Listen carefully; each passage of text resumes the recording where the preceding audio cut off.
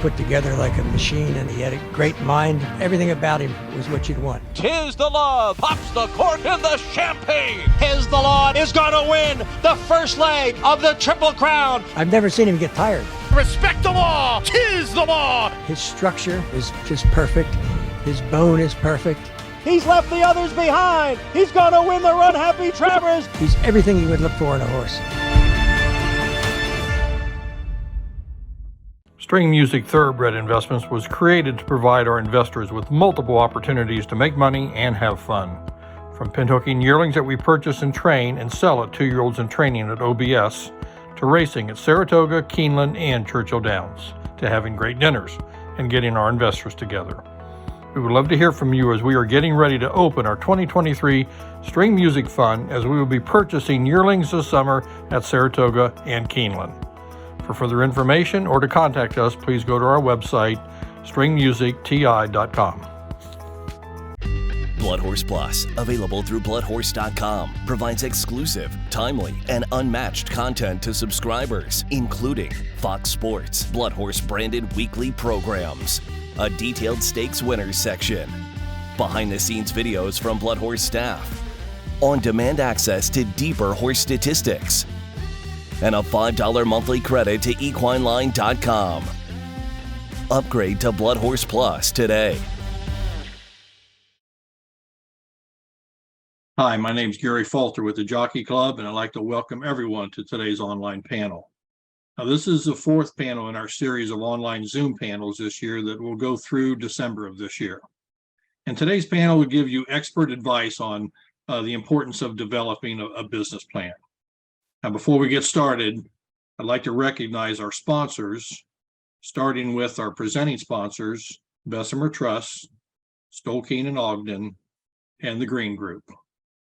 And I'd also like to thank today's panel sponsors, Coolmore America and String Music Thoroughbreds. And also our Q&A sponsor is West Point Thoroughbreds. The support of all the sponsors allow us to offer these webinars at no cost to you. So a special thanks for the support of all of our sponsors.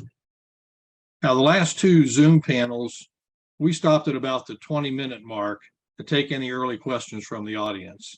And we're going to do the same today. So if you have a question from the early part of our discussion, please use the Q&A button at the bottom of your Zoom screen and submit a question. And we'll answer a few questions at the 20-minute mark if we have some, and then we'll come back at the end to answer any remaining question as time allows. Okay, so I'd like to introduce today's speakers. I think our speakers are about to, there we go. We'll start with Liz Crow. Liz is the co-founder of Elite Sales. Welcome, Liz. Thank you. And Greg Harbut. And Greg is the owner of Harbut Bloodstock. And Greg, you were with us a couple of years ago on one of the panels, and great to have you back. Thank you. And John Phillips. He's the owner of historic Darby Dan Farm and a fellow Ohio State Buckeye. And thanks for being with us, John. Pleasure to be here. Okay, so let's get started. Got a lot of ground to cover, and it's all going to be about the importance of having a business plan. So any business, especially a new business, really needs to have a business plan, and thoroughbred owners are no different. If you don't have a plan, you surely run the risk of failure, and there's many good reasons to have a business plan, such as business plans will help reduce your risk. And a well thought out business plan will reduce some of those risky decisions. They help business owners make informed decisions based on the research they do. And any business owner can tell you that the most important job of a business owner is making important decisions. And a business plan that factors in all possible situations can help you in those decisions. So I think most would agree that racehorse ownership is a risky business. I think that's safe to say. Understanding those risks can sometimes help you reduce or even eliminate some of those risks. So here's a question for all the panelists. What are some of the risks in racehorse ownership, and how can an owner reduce some of those risks? So why don't we start with ladies first. Liz, what are some of the risk factors in becoming a racehorse owner? Well, like you said, the whole thing is risky. I think the most important thing is understanding the risk before you jump in, and kind of understanding the things that can go, wrong, and having an advisor, I think, is the most important thing if you're new to the sport and you don't know anything about it. Even if you've dabbled in it and just know a little bit about it. Part of the thing I always suggest is for people to try like a racing partnership to sort of get their feet wet, to understand it costs 50 to 60,000 a year to have a horse in training. All the different things that can go wrong or right with the vetting, and sort of the different injuries that horses can get on the racetrack. And there's just so many, it's a stiff learning curve, and there's just a lot of things to learn, from the get-go. So I think sort of surrounding yourself with people that know a lot about the sport and do this professionally, I think, is the key to understanding the risk, from the beginning. Okay. John, would you like to chime in? And I like one thing, especially what you said, Liz, is a stiff learning curve. What is that learning curve for somebody that's new to the business? It's a very stiff learning curve, and it is very helpful to grab onto somebody who's been down that road before. For what you see as the obvious risks, there are hundreds, if not more, that are not the obvious risks. One component of a business plan, Gary, that is just key is one of the risks you have is being audited by the IRS. And a business plan is one of the essential rules that the IRS will demand that you have. So that putting it down on paper, even though it's possibly a evolutionary process, which it will be, because as you go along, you'll learn. But one of the tests for whether it's a true for-profit venture is, do you have a legitimate business plan? So when you start talking racehorses, I would just say, this is sort of the lawyer coming out of me, that one of the very practical things of having a business plan is that it is an indicia of a profit motive, which is required if you're going to take active losses to put against active gains. If you're passive about it, that's a different story. But there are many elements to the tax rules, and having a business plan is one of those key elements to avoid the risk of the IRS saying, no, you're just playing in a hobby. Yeah, no, great point. Great point. Greg, what would you like to add to that? I'll just add what both Liz and John said. It's a very steep learning curve. I think one of the best things you can do is put a plan on paper and really get a trusted advisor. This is a game that even someone who's been in it for a while, constantly learning. So, it's that much more difficult for someone that's new getting into the business and just jumping into it, hands to the fire by yourself. And John, I've even heard you say that you've been in this most of your life through your grandfather and your uncle.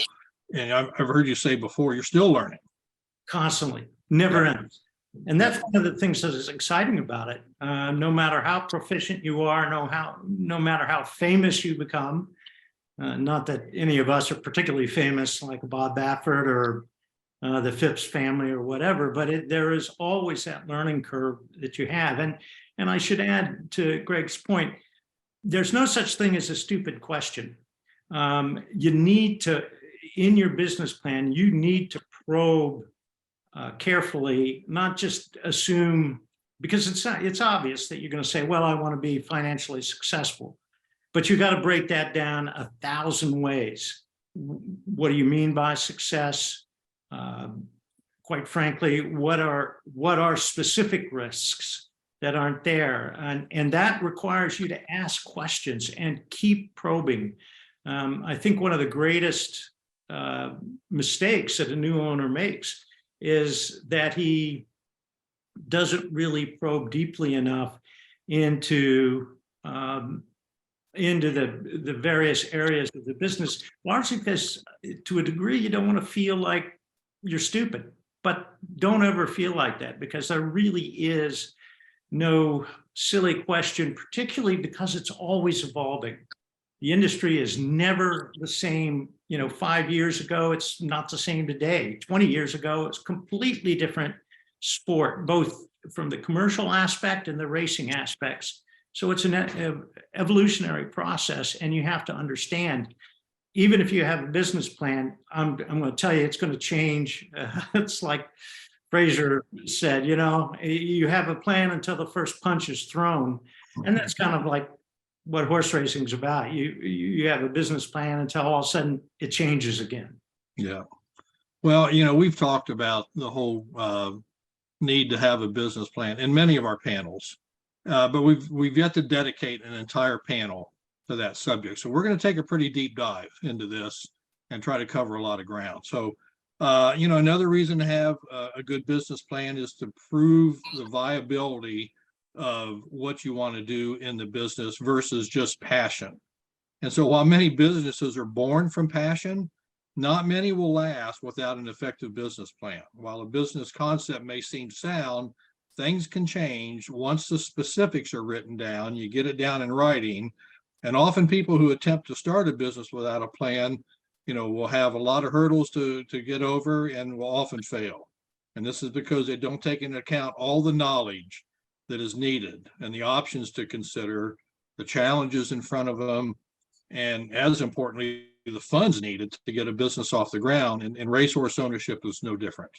I think we can also agree that owning racehorses is an expensive business. It's easy to let the desire and the passion of ownership keep an owner from making any sound financial decision. But we're going to talk about the importance of having a budget within your business plan and understanding what elements goes into that budget. So let's spend some time talking about, the cost of owning racehorses. Liz, you mentioned a moment ago, it's $40,000 to $60,000 a year, to own a racehorse, and that's probably going up. We did a study several years ago, the Jockey Club, on I think we interviewed a few hundred owners on the cost of ownership, and that's what we came up with. It's between $40,000 and $60,000 a year to have a horse in training. So let's talk about what goes into that. What are those expenses that an owner needs to know so they can create a budget, that helps them get off on the right foot and to understand the cost. Yeah, so I mentioned earlier the racing partnership aspect, mainly because it's really insightful, I think, to get to see the bills when you're not responsible for 100% of them. So when you're actually getting to see, okay, I paid 10% or 5% of this bill, of this training bill, and maybe it came from Todd Pletcher, or maybe it came from a smaller trainer. Todd's about $125 a day in New York, and New York trainers are typically more expensive because of workman's comp and different legal things up in New York that we probably don't need to get, into the nitty gritty of, but different states cost different amounts to train horses. And that's sort of how you come up with the 50 to 60,000 are the range that people wonder about. Also, if a horse needs layup time, it's reduced costs. They go to a farm that's $40 to $60 a day versus $125 a day, but you also have no chance for income. Backing up, I think the first thing I say to people when I meet them, and if someone walked up and said, hey, I want to buy a racehorse, like what do I need to know? Pre-business plan conversation is they need to understand the expenses. It's so important that people understand that it's not just the $125 a day or the $90 a day if you're in a different state. It's also the vet fees, the farrier fees that are on top of that, the shipping costs. It could be $1,000 to $3,000 to ship your horse from a sale up to where it needs to go. 50% chance that if you buy a horse out of a 2-year-old sale, it's going to need time off for something small or minor that comes up. So it's not going to always be able to just train right on. So you're adding in the time expense of keeping that horse on layup before it actually gets back to the trainer, which is why the stiff learning curve that I think all three of us have discussed and feel pretty adamant about is that if you're dabbling into a partnership, you can get a feel for those expenses and say, do I want to take those on by myself 100%? And why do I want to take those on 100%? Because the pros of owning a horse by yourself are you get to name it, you get to have your silks, and you get to have your name in the program and sort of you're in the limelight and it's your glory if the horse wins. So if you're willing to take on those expenses completely by yourself, I think you get positives with that, but it would be nice to sort of test out those expenses, I think, prior to jumping in by yourself head first. One thing, Gary, I think that anybody needs to sort of a threshold question is, what are you trying to achieve? I mean, you can look at racing from, I like the action, I want to have racehorses, and maybe the best thing to do is really be in the claiming game, where you can also say, gee, I want to be able to name that horse, I want to be able to watch that horse grow up. Those are whole completely two different sort of expense dimensions. Right. So before you get into the expense of racing, you got to ask, what's your goal? I mean, are you action oriented? Are you betting oriented? Are you want to go right to the racetrack, or are there other value goals that you want to be able to, go out and watch this yearling, watch him train, and undertake that kind of an experience? So they're really, you have a variety of options there depending on what you want to achieve. Sure. All of those options are going to be very expensive, some more than others. And what Liz said is also very, very true. It depends greatly on your jurisdiction. If you're running in Mahoning and Thistledown, that's a different ballpark entirely in terms of the expense equation than Belmont and Saratoga. Exactly. Yeah. And we're going to talk about some of those options on sole ownership and partnerships and so on, as we take a deeper dive into this. But I want to focus in on these expenses and these costs. So as you mentioned, some trainers, $90 a day, some are $120 a day. Let me throw the ball over to Greg, because I'm going to ask this question as a novice. Is that everything? Does that take care of my blacksmith? Does that take care of any stall fees, feed supplements, race day expenses? So what else should I expect to put in my expense or my budget for my business plan other than a trainer's day rate? Definitely farrier, depending on which trainer you're using. Some of them like to use, vendors that use supplements. The key component we haven't talked about is, I always recommend insuring your horses. That's another component we haven't discussed. Depending on the caliber of horse that you have, Liz had mentioned shipping earlier. If you have a stakes horse, you're probably going to be, looking at different races all across the country that requires flights and things of that nature. But one thing that I always say for people getting in, whatever level that you're getting at, the horse has to come first. And as has been mentioned, you may need extra time with layups or, in between races.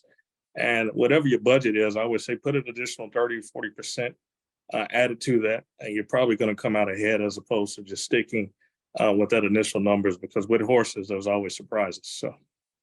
Okay. So all those other things, vanning, blacksmith, trainer travel, those are things that owners should consider, that those are additional costs, and probably would factor into that $50,000 to $60,000 per horse on an annual basis. And I know one of the big unknowns is the veterinary charges. A horse can be very healthy and not have a whole lot of veterinary costs, and another horse could have nagging injuries that constantly requires a vet, and that's probably one of the outliers that is hard to budget for, whether you budget a few $1,000s a year per horse or a lot more than that, because surgeries can get quite expensive and so on. So but I think we all are agree that having a budget as part of your business plan is key, to know what your expenses are going to be. But one thing we haven't talked about was acquisition costs. A lot of ways to acquire a horse. I think it's important for owners to understand, hey, what's my budget for what I want to spend on horses? And we'll get into the type of ways that you can acquire horses, but having an unlimited budget, it'd be nice if everybody could just say, yeah, I don't have a cap on it, but going to the sales or purchasing a horse, how important is it to know and understand what you want to pay to buy a horse? Well, I've never had an owner really that didn't have some sort of budget. Okay. I've never worked for Sheikh Mohammed or something like that. So I've worked for guys that have said to me, I have 25,000 to spend on the horse. I don't have 26,000. I don't have 27,000. I have 25,000, and so to me, that's a really sort of a lower end budget of what someone would spend. And again, I think John was talking about goals, which I think really is so important to sort of back up to and just say that if you're new in the sport, the most important thing is to find out what your goal is. Is your goal to win at Oaklawn because you're from Arkansas? Is your goal to race in Florida because you live there? Do you not care? Do you just want some action? Do you like claiming horses? You don't care about naming? I bring all these things up because I think it's so important to know these things before you talk about a budget at a sale, because you have to understand someone's goal in order to properly spend their budget. And I have one client that likes to spend 25,000 a year. And that is sort of my lowest end budget. And it's really hard to find a horse for 25,000. But I think the realistic thing that you explain to someone is we have all this data, averages at each sale, averages in each book of the September sale and different parts of different sales, and sort of coming up with the acquisition. Okay, if you're going to buy a $25,000 horse, this is what you can afford. You're going to have to give up things in certain areas. You're not going to be able to buy a Speightstown or a top end sire. You're going to have to buy something that's a freshman stallion, or something that a stallion that's not high end, or something that's not very popular, chic or in. And so all these different things play into the goal, the original goal point that John brought up, that I think is just so important of figuring that out before you jump into the acquisition budget. And once you and your advisor have had that conversation, it's so much easier to then go into figuring out how am I going to spend my budget at each sale, or at the one sale that I want to buy one horse, and go from there. Liz, I think that's right. And we talked about the educational process. Sales are incredibly educational. And I would urge anybody not just to rely on an advisor, which is very important, but to go down and get yourself educated, whether it's a 2-year-old in training sale or a Timonium sale, Fasig-Tipton, Keeneland, or a regional sale. Go do that homework yourself and use that as sort of the cost of it, tuition, if you will, because you can buy a decent horse. And there are so many examples of a decent horse being bought at more modest levels. Sure, everybody would like to go buy that $500,000 son of Gunrunner, but it's not very practical. Still, the opportunity there to learn and identify horses is part of that learning curve, or for that matter, claiming horses. Again, probing the trainer or your advisor, why this, what about that? And just ask those kind of questions are very, very, very important, so that those questions, as you learn, are a fulfillment of where you're going to go in terms of what your goals are. Okay, so we've talked about having a budget to understand your expenses, a budget for acquiring horses. So let's talk about something a little more upbeat, making money. What can an owner put in their budget, in their business plan, in any kind of expectation for revenues, for earnings? Because our purses are higher than they've ever been. I mean, this Thursday at Churchill Downs, they've got a maiden special weight for $120,000. They got an allowance race for $140,000. Claiming races, a $30,000 claiming race with a $54,000 purse. So as a person wants to develop their business plan and have a budget in there, what's reasonable for an owner to put in for expected revenues for the horses that they have? Or is it wise to put anything in that area as far as P&L? Well, I would say that not to be really blunt, but that's kind of my personality, so I'll just go with it. I suggest that people consider the money they invest in horse racing and set it on fire and never expect to get it back. Because if you put a revenue stream into your business plan, you just can't count on it. It's not something you can rely on. It's sort of that added bonus. And to walk that back and just say that no one's sitting here on this panel and saying, just pour endless money in the sport and never expect to see anything in return. I mean, that's not what we're saying. Obviously, at some point you want to earn some purse money or things aren't going right. But if you're going to buy one horse for 25,000, let's just say that's your business plan.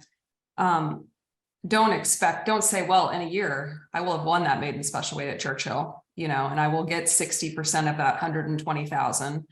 And I'll be able to pay my expenses for the year. I mean, you have to say, well, that horse could get hurt. It could, develop a shin. It could develop an ankle chip. I could never see it get to the races. And I could never see it have success. And you don't want to rely on that income. And so I know that's kind of a scary thing to think about, but it's really important to not, think that money is definitely coming in to your, back into your bank account. Okay, fair enough. Greg, you want to chime in? Oh, I think that's that's often when I tell people when they get into business, be able to afford what you're going to put up. And if you can win some races, or if you can pay your expenses along the way, you're a winner. But have realistic expectations that potentially this horse may never get to the race, or it may never win a race. But get into it because you love horses, you love the environment, you love the lifestyle, what horse ownership is all about, the camaraderie that you do and meeting different people from tracks to tracks. But to come in and say, hey, I'm going to take this particular amount, and in 6 months to a year, I'm going to have a 46% ROI on this. I think that's unrealistic expectations from the word go. So as we mentioned earlier, when you're putting that plan together, rule number one, have realistic expectations. But the money that you put up, it's probably money that you're okay with parting with. So, whatever the purchase price and the expenses that you budgeted, just be secure in that component of it. Okay. Anything like to add to that, John? Yeah, Gary, I couldn't agree more. I look at it like, and analogize it to a golf membership. You just don't expect to make money playing golf if you're a hacker like me, particularly. On the other hand, there is real value in that participation, which Greg alluded to. And the possibility does exist, and it happens, that people do make money with prudent decisions. One of the ways to sort of circumvent the risk there is understanding or perceiving that you could be developing, or you were in the process of developing asset value. So the horse is, not to put it in just mechanical terms, but a horse is an asset.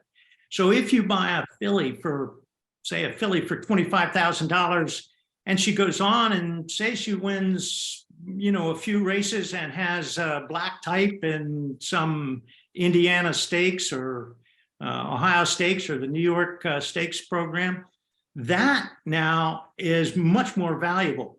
And so you may develop that asset, and while you may not win what it costs you to buy that horse and to train that horse, you have mitigated that loss. But at the end of the day, you have something more valuable. And if you want to recover the totality of your investment, you could go to the sales, for example, with that filly and probably do quite well. That happens all the time. And a lot of people do mitigate their losses by creating asset value in their stock. That's true with claiming horses as well. Well, I was going to add to that, John. One of your good friends, Anthony Wright, I got him involved in horse ownership. He and a group of guys got together, first-time horse owners, very modest budget. We claimed the horse for $16,000 and had a little back end pedigree.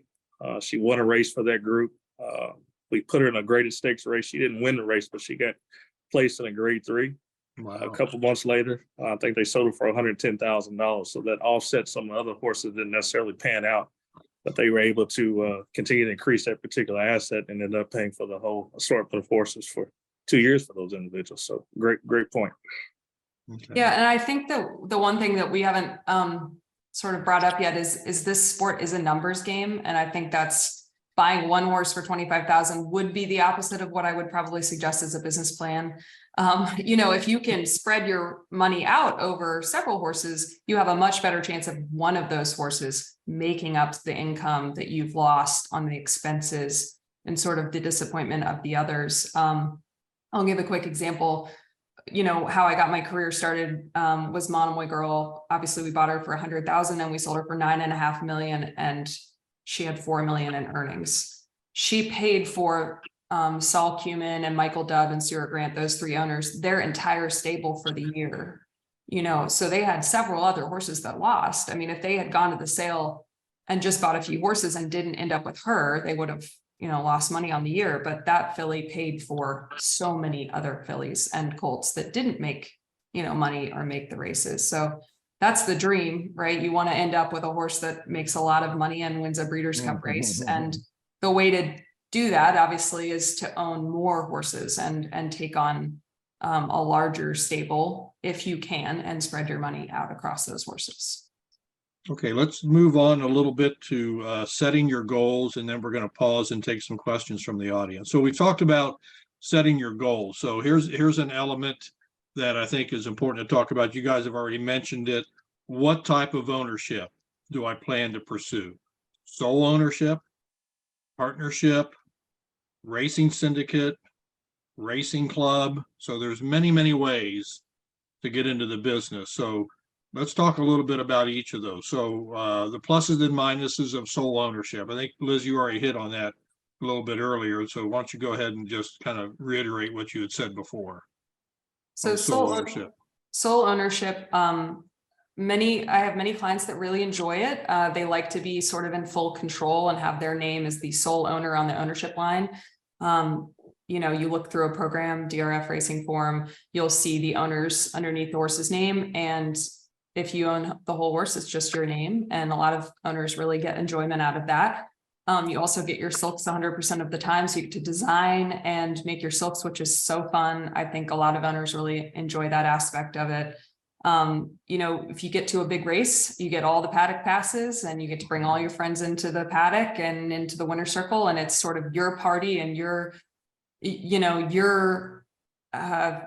day at the races that you don't have to share with anybody. But I think Greg hit on this.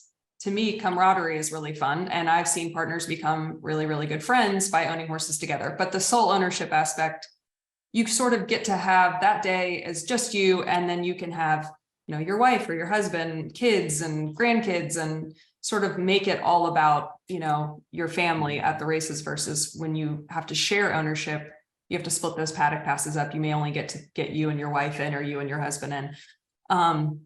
Well, with sole ownership, you also have all the costs. You have all the expenses. I was about to say that's the negative, is that you have all the costs and all the expenses, and that means that you maybe can't own more horses. If you're owning 100% of one horse, that's money that is taking away from you being able to spread your money across other horses. And your sort of get out horse, as I like to call it, the one horse in the group, maybe you buy 4 fillies, likely 2 aren't going to be very good. Maybe 1 can run a little bit, and hopefully 1 is fun, and maybe sort of that black type that John was talking about, sort of that listed stakes placed horse that gets you some money back. So if you own 1 horse by yourself, you don't get that opportunity to, maybe because of your budget, because of your business plan, to spread that money across other horses. So those are the negatives. But I think you have to know that about yourself before you get in. Am I going to be okay with owning horses with other people? Do I want other people on the ownership line? I mean, those are important things to note before you jump into this, because I have found that once people are in partnerships and they realize that they're not enjoying it as much, it's kind of too late to backtrack, because horses, generally you own them for anywhere from 2 to 5 years. And so it's a long-term commitment. Okay. Partnerships, racing syndicates, Greg and John. Greg, you run a partnership racing syndicate. Talk about some of the pros and cons of that. Well, as Liz mentioned, first and foremost, I think you need to take a good digest of your individual personality. I think if you start there, that helps. But we run partnerships. I think partnerships are a great way, especially for new owners, to get in. It's a great educational curve. It allows you to come in at a much slower pace and really take in the industry. so to understand some of the do's and don'ts. You're able to have access into more horses as opposed to one. You're able to share in the ups and the downs. The ups, it's great. It may just be you and somebody else in the winner circle with sole proprietorship, but syndicates, it's 10 to 12 other individuals in there high-fiving and cheering. On the days that you're not winning, it's a lot more cost effective when you're getting those bills coming in and it spread out over 10 individuals as opposed to yourself. But I think it's up to an individual preference, but I am a big proponent, especially for new people getting involved, to get started with a horse racing club or horse syndicate. And there's a lot of great ones out there. Well, it sounds like, as you guys had already talked about, you really shouldn't put in your business plan revenue expectations. I mean, if you're going to invest in horses, the money that you invest, needs to be money that you can, not live without. So if that's really the impetus, is just the enjoyment and being a part of it, John, you race in partnership with a lot of family members and so on. I mean, is that, really the way to go, or why would somebody want to do sole ownership if revenue isn't the driving factor? Well, revenue is obviously a driving factor, but I tend to agree with Liz and Greg. I think the easiest place to start is in a larger group and ownership process. Then it's kind of a three-step process, and you see this evolve all the time. You start with a larger ownership group. Gee, I like that. It was an experience, but I can do some of that myself now. And then you have smaller co-owner groups, 3 or 4 guys or gals that enjoy each other's company. And then eventually, and I have to think about my good friend Jim Taffel many years ago, who was a great owner and won the Derby and raced with Carl Nafsker. He started out with the old Dogwood syndicate, and that process evolved after many years, and then ultimately ended up with his own stable and winning the Kentucky Derby. And that happens to a lot, but that is, I think, a classic route for a lot of people to go. In my own case, sure, I'm kind of into the family mode. So our family has a partnership, which is really not a partnership. It's just we consider ourselves as the owner. And it's a lot of fun because you do have certain aspects in that singular ownership that you don't get. Naming the horse in our family, that's a Thanksgiving activity. We all sit around, we all submit names, we all talk about them, we all have fun with that process. Going to the races, for us, it's a family affair, and it's great. We invite our dear friends. We don't get too crazy, although I'm proud to say when we won the Queen Elizabeth years ago, we had probably 70 to 80 people in the winner circle out there. And that's fun because, in fact, Rapoli said it, he probably best. He said, I would rather lose with my friends than win alone. And I think there's a lot of truth to that. It's part of what you do is in owning horses is very social, whether it's family, whether it's your buddies, on the bowling team, whether it's, the guys that had the Memorial, or was it Labor Day picnic up in Saratoga that ended up with some pretty good horses and won the Derby themselves. It just, as Greg said, you've got to assess what you want out of your ownership. And of course you want to make money, but you have to understand that, most horses really don't. And so you need to be able to enjoy other aspects of it and give other aspects of horse ownership value apart from just the economics of the bottom line. Okay. Well, we've got a couple questions in the queue, so let me jump over to that and ask a couple questions from the audience. Here's one. Somebody asking what elements should be included in a business plan. Well, we're covering those, so we got a lot more to talk about. So hopefully we can hit on all those points. And how many years should a business plan cover? Should it just be an annual thing once a year? Is it something you put together and you say, okay, I'm going to stay with this for 3 to 5 years? I mean, what are you guys' thoughts on how long should a business plan, how many years should it cover? I think like anything, it takes time to see results. Also, I would probably say at a minimum, looking at 3 years, but more realistically, somewhere between 4 to 5. Just because horses are a numbers game, so much can go wrong, and you can do everything right, and you still come up short. So I think it takes time to see the ultimate fruition to see if it's successful or not. Yeah, so give it time to give the plan a chance. Okay, that makes sense. Here's a question. Can the Jockey Club or the panel provide examples of racing business plans?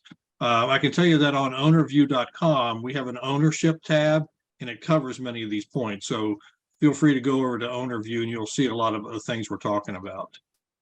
Here's one. So building on the points not to rely on income stream, what, if any, risk should be considered as to the IRS and it being a genuine business? And I think, John, you might have talked about that a little bit. Even having a business plan is something the IRS would look at. But there's other elements, because we know that not every racing operation is profitable. So, what are some of those other things that an owner should consider?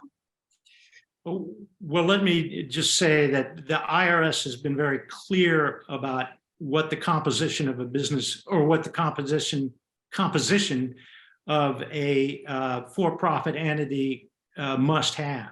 And I mentioned a business plan is just one of, I think there's 7 elements. Right. And boy, I'd have to go back to my law school, but one of them is the 500-hour test. Are you really dedicated at it so much that you're spending in excess of 500 hours? If you're doing, an hour a week and say I'm reading the racing form once a week, that ain't going to cut mustard. If you're spending over 500 hours during the course of a year, that is an indicia of a business plan. And there are 3 or 4. You must have a profit motive. And I think anybody that gets in horses does have a profit motive. I mean, you don't get in horses to lose. On the other hand, you are realistic about what the chances are to actually having a profit. And Greg said, I think that's one of the reasons why you have to give it time, because it will take time for your assets to mature, if you want to look at it that way, or for your horses to be fit enough to race competitively and have that earning potential. So I would more specifically refer you to the IRS code, and I can't remember what section it is, but it does identify 7 points that will help you sort of structure a business plan that the IRS accepts as a legitimate for-profit business.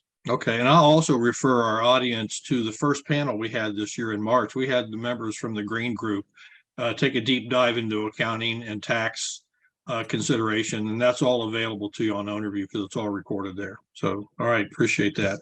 Okay, so let's keep moving. We got a lot more things to talk about. We've talked about a budget. We've talked about setting your goals. Sole ownership, partnerships, syndicates, even racing clubs. Gosh, the racing clubs. I think Commonwealth, weren't they part owners in the Derby winner this year? So, a lot of ways to go, and just consider that, audience, as you're putting together your business plan. But to commit to a particular course of action. A business plan can help the business opportunities by choosing 1 or maybe 2 courses of action. And by committing to 1 or 2 opportunities, all those other options you could also consider, they're marginalized, and the company is aligned to focus on the key deliverables. And I'll give you an example of that. Our chairman, Stuart Janney, gave a talk when we were at Gulfstream Park, and we did the owner conference there. And he talked about how, people were asking him all the time, how can I get into the business? And one person that he knew came in and said, hey, I'd like to breed to race, and I'd like to go buy some 2-year-olds in training, and maybe buy some young horses and resell them, and someday have some stallions and mares and own a farm. Can you give me any advice? And his answer was, pick one of those things and do it well. And you may have some fun and success in this business. But if you take on too much at once, you could easily run out of money and just not enjoy yourself. So let's talk about the acquisition of the horses. You can claim horses, you can go to auction to buy your horses, make private purchases, or you can breed to race. So let's talk about some of the pros and cons, because I think that's important to have in your business plan. How am I going to acquire my horses? So, breeding to race versus buying to race. So John, let's talk about that a little bit. Darby Dan, you've bred many of your stars. Your grandfather, John Galbraith, Dan Galbraith, yourself, bred many horses that you've raced. Talk about the benefits and the challenges of breeding to race. Well, first of all, I think everybody needs to understand that although there are a lot of options, you can blend those options a lot so that you can breed to race with the option to sell, and you can also breed to sell with the option of racing. And a lot of people, I would say most people, actually do that. My family and my experience has always been sort of a breed to race operation with the option to sell. And as things, depending on how the year goes, both with racing and sales, it really determines whether we can retain more horses to race or whether we have to move them on as yearlings. My preference has always been to breed horses with the option to race them primarily and then sell. And the reason is because, as I say, for us, it's a family endeavor.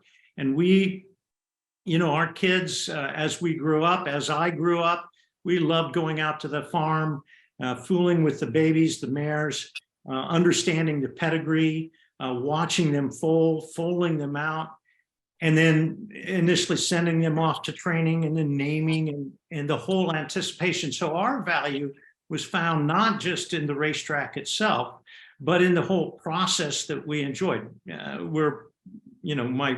I lived on the farm, and my grandfather was sort of very successful, but a farm boy at heart. And so that's what we've always done, and it worked for us. Now, as we got into the more recent years, the option to sell became more commanding, simply because the costs at the racetrack, they catch up with you over time. And so we have really kind of a blended program now. Okay. But I've always enjoyed the breeding aspect, and this is going to be controversial. Nobody will agree with this. I think it's easier to breed a top horse than to buy a top horse. And I say that because there's so much more data going in, knowing the broodmare, knowing the siblings of that broodmare, knowing the temperament of that foal, watching that foal grow up, knowing, what kind of correction, what kind of immune system that foal had as it progressed through. And moreover, I've enjoyed that more because it's more of the family work product when you are successful. Okay. But I understand that's not so the big liability with that is that it takes time. It takes a lot of time. I mean, that's a 3 or 4 year process. And to be honest, not as many people have the patience with that kind of process anymore. So it may not be as relevant to new owners wanting to come in because they're at a different point in their life.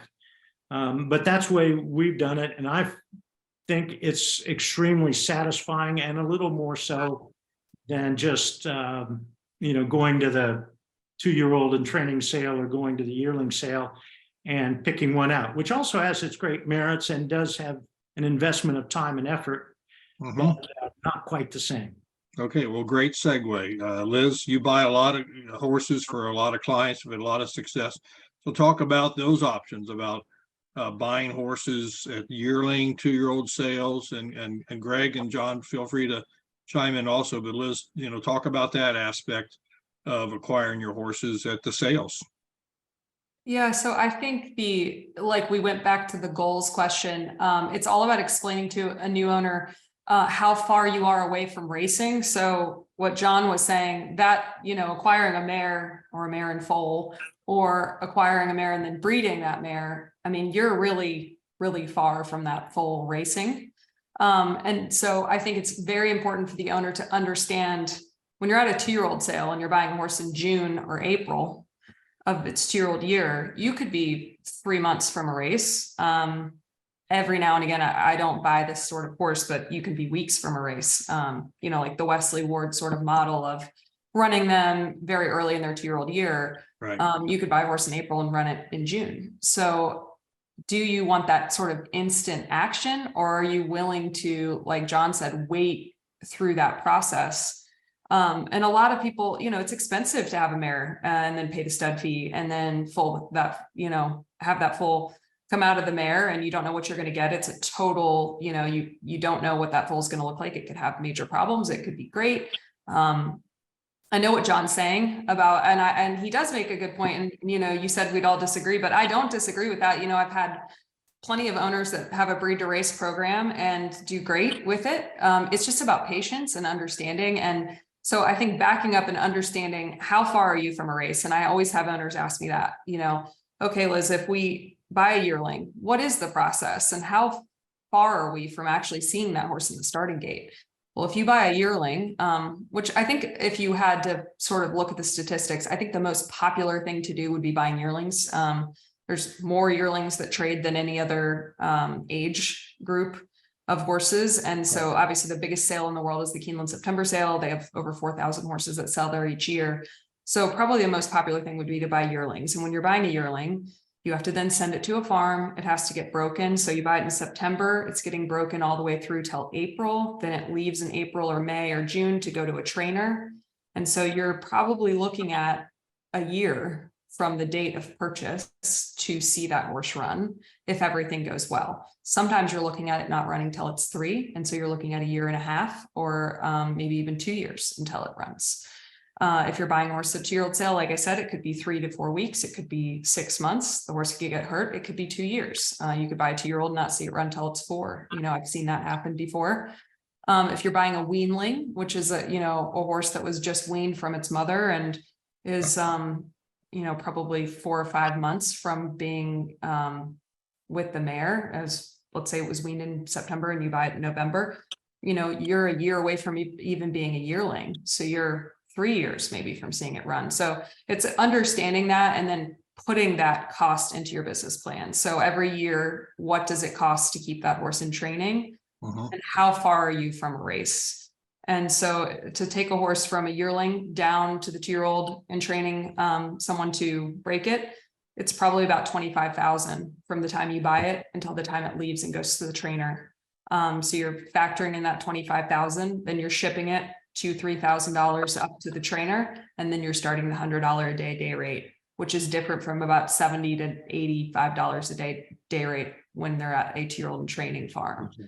So you're factoring all those things in. Does your budget allow for you to factor that in? Or do you need to buy something that is like a 2-year-old in training where all the training has kind of been done and they're ready to sort of ship straight to the trainer? You can also go the private purchase route. You can buy a horse that's already run several times. I do often suggest that to new people because you have PPs to look at. You have form to look at, rags and numbers, thoroughgraph sheets, information, that is more shows the bigger picture before the when you're buying the horse, and also claim horse like we've all talked about, and that horse could be weeks from running. So I think all those things are important when you're factoring in what you want to do on the acquisition. Okay, well, good points. It kind of segues into our next point about claiming horses. So claiming, that could be a quick and effective way to fill your stable. A horse claim today could potentially bring a quick return, maybe come back in 30 days or less. And with the higher purses and claiming races, is claiming really a good option for new owners or any owner to get involved in? Greg, what are your thoughts on the claiming side of the business? I'm a big proponent of the claiming side of the game. I think the biggest way to keep owner retention is to get someone to the races very quickly and then the winner's circle. And purchasing a horse, especially at the higher end claimings and the purse structure that we currently have in Kentucky, it's very profitable. You have instant action. It's a great segue as a new owner to basically come in, and if you don't have the deep pockets to go out and purchase 3, 4, or 5 yearlings or 2-year-olds, to assemble 2 or 3 horses and have action, if not every month, but every other month. We had a group of individuals last year, never owned a horse. I said, let's put together a claiming syndicate, claimed the horse out of New Orleans. 4 weeks later, they went in Winter Circle at Keelan, won an allowance race. 4 weeks later, they were at Pimlico and ran third in a stakes race. But, in a very short time, they had a lot of success, a lot of smiles, Winter Circle photos to pass out to the family. But it's just an easy segue to get into the business, have action. There is some downside to claiming. It's not all fun and joy. We're not able to vet the horse or really have an understanding as far as some of the problems that may be associated with the horse. But it's a great way for new individuals, especially individuals who don't necessarily have a deep pocketed budget, to have a lot of fun with this and be able to spread some of the risk out by getting involved in multiple horses. So I'm a big proponent of it. And as I said, with the purse structure that we have in Kentucky, it's actually very sound business plan to get in claiming with the boost up purses that we currently have in Kentucky. Well, yeah, a $10,000 claiming race at Churchill this week is a $31,000 purse. And I believe there are more protections in place for owners that claim than there ever was in the past. Is that not correct? Absolutely. The industry really took a hard look and said there's some things that we need to do better. As far as the claiming aspect, things are much better than they used to be. It's just as far as the stringent, process that goes on not only before the races, but after the races, and having protection put in place for the owners who potentially go in for the claim. Well, and may I remind everyone that Charismatic, Mind That Bird, and Rich Strike, you could have claimed any one or all 3 of those horses before they won the Kentucky Derby. So, there's definitely opportunities out there. Breeding to race, buying to race, claiming horses. How about what level of racing do I strive for my horses? Do I want to put in my business plan that my goal is I want to race in the top races in the country, or I'm okay running at state bred races because there's great state bred programs. New York's got a great program. Ohio, many states have good programs. So how important is it for an owner to establish in their business plan, what level of racing do I want to strive for, or is it just I'll just race wherever my horses can go? Yeah, I think that gets back to the goals question, of the initial conversation that you have with whoever's wanting to get into racing. And you have to look at budget and averages and sort of set realistic goals, because we have talked about successes that we've all had, but I think you have to be realistic with, okay, if I have 50,000 to spend and I want to win the Kentucky Derby, those don't match up. That may happen to you, lightning may strike, but that's not how business plans work. You're not hoping for the lightning to strike, you're sort of setting a realistic plan that you think can actually transpire.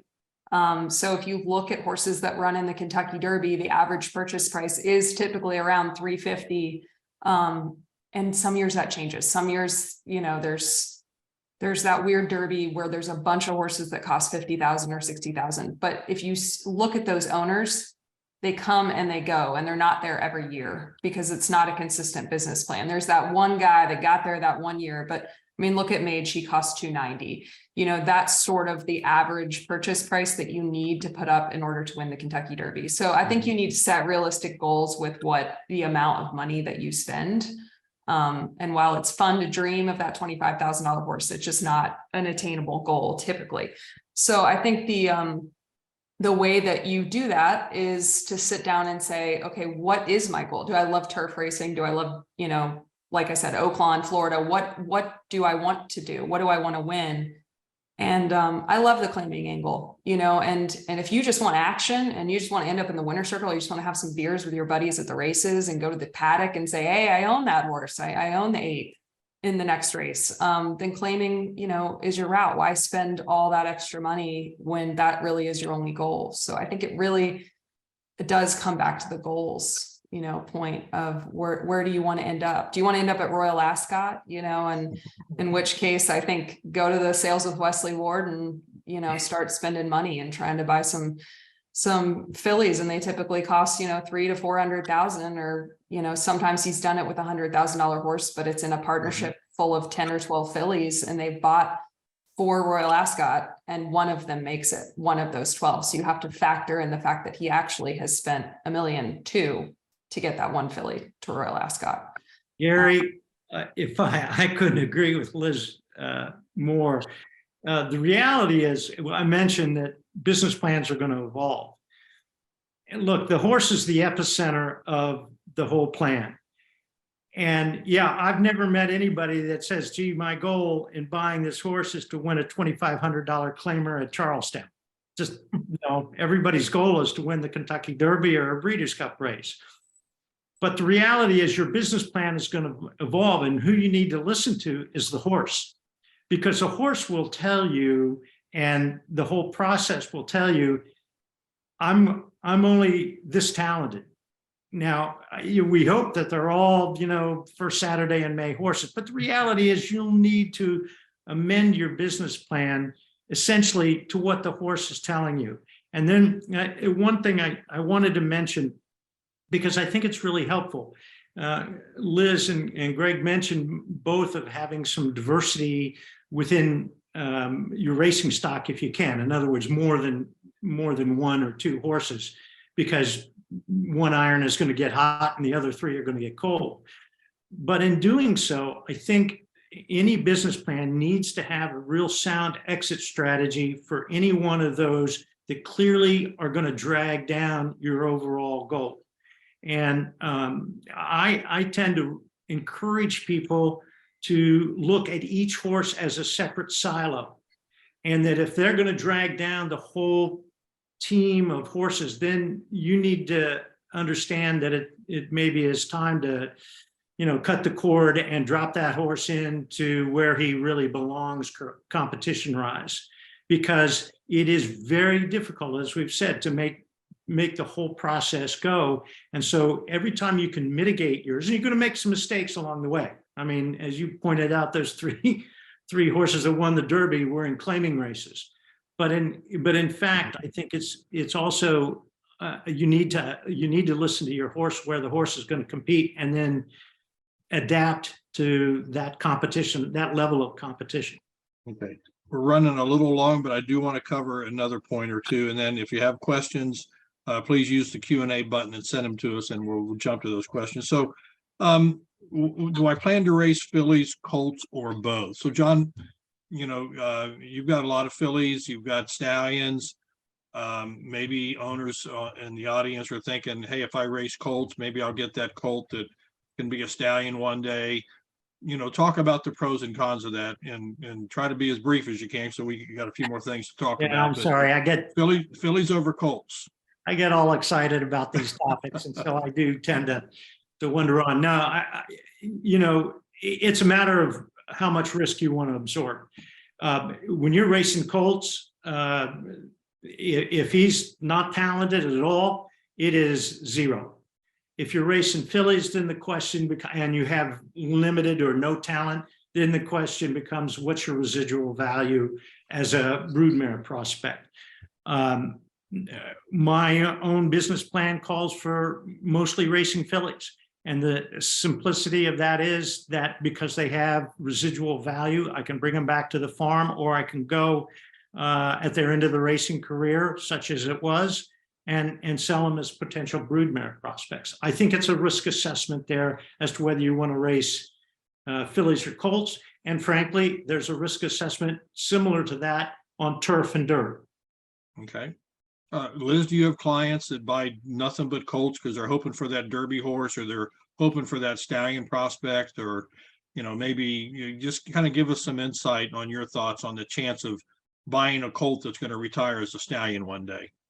So to try to keep this brief, we do have something called our Colts group. And the reason that we invented that, sort of didn't invent's not the right word. The reason that we developed that was I had about 15 really good clients that just kept coming to me and saying, I really want a horse in the Derby. I really want a horse in the Derby, even though I know it's not a sound business plan. And I just kind of got sick of hearing it, because it's really a good way to run an owner out of the business. And I believe that we're all here today because we want to keep owners in the business. And I really try hard on the exit strategy point, to make sure we talk, myself and the owner, about when is the time to exit with the horse, but also in order to not run up the bills and sort of get in a position where they feel like their skis are out in front of them and they're having trouble sort of sustaining. So the Colts group was developed to put 8 guys together that don't want to actually own horses together in partnership, but to try to get a stallion. And they've actually really enjoyed it. They found that it's fun. And pretty much you buy 24 horses, 10 of them are terrible. And terrible they're good at hunter jumpers or being, turf horses or being just slower horses. And then hopefully you get 4 or 5 that are really nice and really fun. And you're on the Derby trail and you're trying to run in races like the Belmont or the Preakness or the Derby and stuff like that. So there is a possibility of making a stallion. The mathematics of it real quick. If you win the Derby, Preakness, Belmont, Travers, Haskell, your horse can be worth 15 million. Something like Early Voting, who won the Preakness last year, he's worth 15 million. Jack Christopher, he's in the $20 million range. A horse that wins the Derby could be worth 12 million the next day. Mage is probably a $12 million stallion. I mean, John knows this. He's, has a stud farm. So I really should let him talk about the mathematics of this versus me. But I think that's the thing you have to remember is these horses can go on and make major money through the stallion ranks, but you can't do it by buying one. You have to do it by buying about 20, 25. Well, and those that can't, I mean, there are, John mentioned fillies can become broodmare prospects, the occasional colt is going to go to stud. A lot of male horses and female horses that don't have those options. So let's talk briefly about aftercare, about having as part of your business plan a exit strategy for your horse and a post-career plan for your horse and the importance of that. So Greg, how important is that for an owner to have in their business plan? Here's what's going to happen to my horse once its racing career is over and it can't go to the breeding shed. I think it's very important. I think we cannot stress that enough while we're here on this panel. It's all about the horse. Whether the horse is successful or it's not, we owe it to the horse to provide a good long-term home.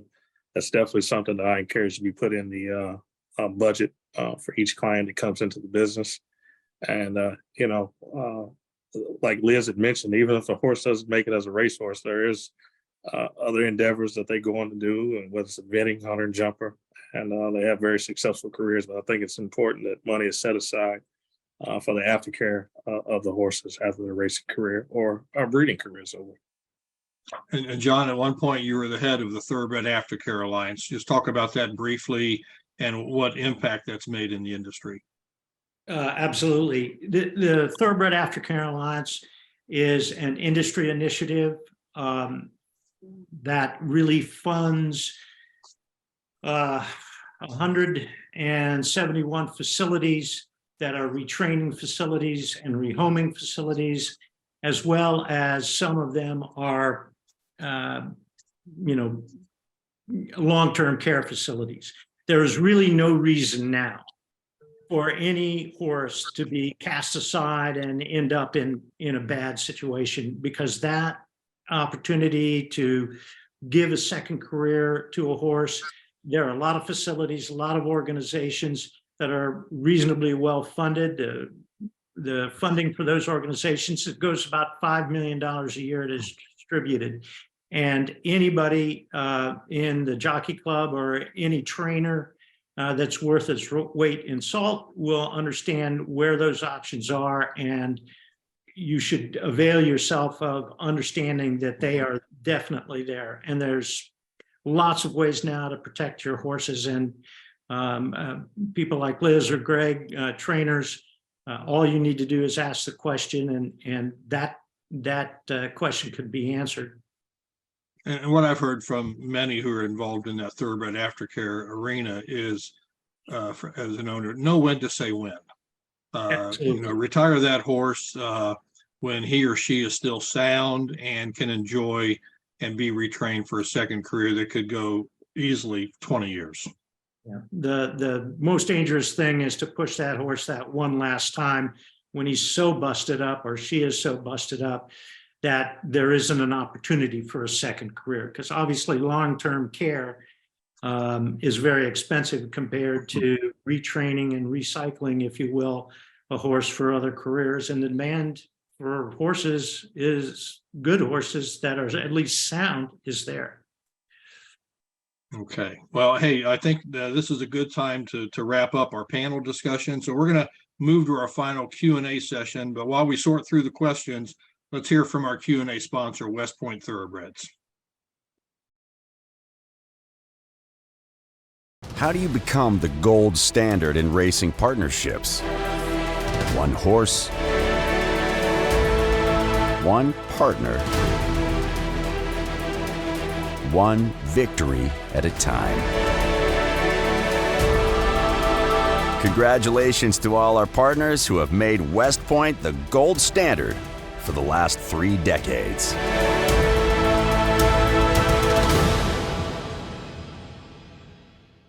Okay, so first question here. So is it your opinion that I should have a business plan to pinhook weanlings to yearlings?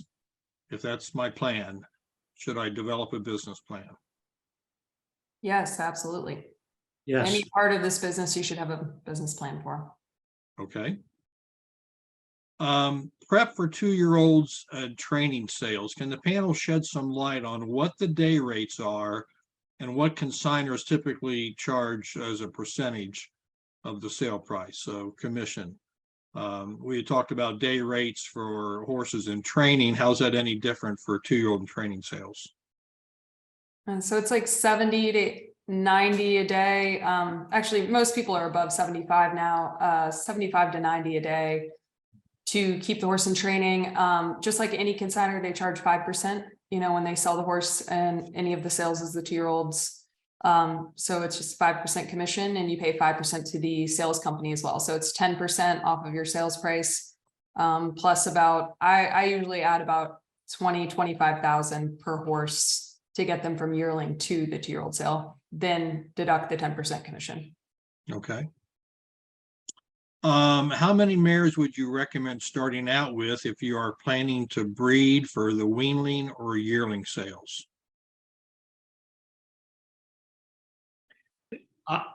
Go ahead, Greg. No, you're more of an expert in that matter than I am. No, I'm asking you. that's a little bit like saying, how many horses should I have to have a successful racing stable? There is going to be an attrition there. Not every mare is going to get in foal. Not every mare is going to produce a live foal. You've got stud fees to consider. I think a good target, quite frankly, to keep that process going is more than 5, and 10 would be, at least to me, ideal. Okay. Anybody else? How about breeding to race, John? If I wanted to breed to race, what would be a good number of mares to have if I wanted to have a racing stable of homebreds? As many as you could afford. Okay. No, breeding to race is difficult. Listen, it's great because there's a real joy in it. I think a deeper satisfaction in the work product. But again, the notion that you're going to just breed to race in this day and age, because of the overhead costs to get a horse to the racetrack, is really hard. And I would recommend more of a blended look. I'm going to sell some, I'm going to keep some. And I would recommend a more blended business program plan, if you will, to be, that would give you a greater likelihood of being able to have a sustained program. Okay. So a couple more questions. Here's a question about selecting a trainer. How important is it to have that in my business plan on going about selecting my trainer? Very, very important. They vary in price points and all that. So that has to be factored as far as your comfort level and where your bottom line baseline as far as what you're willing to invest is going to be. So it's also an important component. So, and I'll just throw this out on top of that question. What are some of the things that owners should think about when selecting a trainer as it relates to accessibility, communications, their reputation? I mean, just talk a little bit about your thoughts on what's important in selecting a trainer, and maybe it's just goes back to what's important to that owner. Well, sorry. I think I actually just wrote an email before we got on here to an owner considering, trainers for their 2-year-olds that are about to ship out from the farm. And I think you kind of nailed it about the communication and the size. We quote unquote have a lot of super trainers nowadays that have 200 horses in their stable. They win at a high percentage and they're outstanding trainers, which is why they have so many horses. But you're not going to get communicated with as well as if you pick a young trainer. And some of these young, hungry trainers are also really fun to have horses with, because you're experiencing your first while they're getting maybe their first really good horse. And maybe it's a horse that you own, and that's really fun. I was with Brad Cox when he had 20 horses, and that was really, really fun. And watching him rise up and become the superstar he is. And I have a very good friend that's training now, Lindsay Schultz, that was my college roommate, and watching her rise and sort of have all these claiming wins at Oaklawn this winter was really fun. So I think that fun aspect should be taken into account there of, do I want to be with a small trainer where I can really feel like I'm part of the barn? I walk in and I know all the grooms' names, and the trainer calls me and we have dinner when I come down there, and I feel really involved? Or do I want to send it to a big trainer and sort of aim for a really high up race? And not that a small trainer couldn't get you to a high up race, but just, I think you send a horse to Todd Pletcher or something if you want to win the Derby. And, if you just want to have fun and sort of go along for a ride, some of these small young trainers are really great to interact with. Liz, I don't necessarily think you have to be young either. There's some small. Sorry, you're right. You're right. I think of guys like Barkley Tagg, great guy, fun to be with. He and Robin are fun, and he doesn't have that many horses. I trained for many years with Jimmy Toner, excellent trainer, took us right to the top. There are a lot of really talented people out there. Yes. Todd Pletcher and Chad Brown, they're great. They've got great stables. I wouldn't ever diminish their talent as trainers. But the reality is, again, this process needs to be fun, and you need to get somebody you can communicate with, somebody you like, somebody that makes you feel like you're special, because you are. The owners are really, really special to this process. And I would say get somebody who is good and search that out in terms of his reputation with other trainers and other people, and then somebody you like, because that's an important process. And the website's great. Your all's website, Ownerview, is a great website to search statistics, and sort of, they have the drug violations on there if that's important to you too. You want a really nice, clean reputation. You guys have all that information there, and I think that's a great website to search. Well, thank you for the plug, Liz. Last question. I almost hesitate to ask this, but should my business plan have an exit strategy for me as an owner? We want owners to stay on board. We want them to be educated, come in with their eyes wide open, but does it make sense for my business plan to have an exit strategy?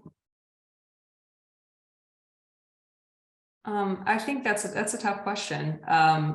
I think that hopefully you're not exiting, for any other reason. Maybe you're rerouting. I think that there's like I think Greg said, you really need 3 to 5 years to figure this out and see, is this working? Maybe you want to switch trainers. Maybe you say, oh, you know what, I think I want to try pin hooking, or I want to try the foaling out mares or something. So I would hope that it's just more of a reroute than an exit plan. Obviously, if you're not enjoying it, if the fun factor is not enough for you, you will want to exit. I think that's why the partnership angle is a great route to go, because you will know within a year whether this is something that's fun. Does my family enjoy this with me? Is this something I love traveling to the races, or is this like not really what I was hoping it would be? And so I always encourage owners, before you go buy 10 yearlings, or before you go, jump in head first, own one horse or own a piece of a horse and decide whether this is fun for you, because then hopefully you won't be doing that exit strategy. Well, maybe instead of an exit strategy, to include a pivot strategy, because at some point in time, you may need to pivot. Yeah, well said. I think I couldn't agree more with Liz. An exit strategy on each horse, I think is, I think you have to have a plan on each individual horse. But that sets you up, because each individual horse is going to teach you something. And that sets you up to continue the business plan, but let it evolve and learn from it. Because although what Liz says is absolutely true, if you're not having fun with it, if it isn't a challenge, if you aren't stimulated by it, don't find it interesting, then you probably shouldn't do it. Okay, well, I think we've been at this for about an hour and 20 minutes. I really appreciate our panelists for your time, your insights. It's an important subject, and I think it's something that we needed to cover. Thank you, Liz, Greg, and John, for your time. I'd like to also thank our audience for being here, and all the owners for investing in our sport, because without the owners, we simply don't have an industry. So thank you again, everyone. We'll be back in June after the Belmont Stakes with another online webinar. So until then, enjoy the last 2 legs of the Triple Crown, and we hope you visit the Winner's Circle often. Thanks, everybody. Thanks, guys.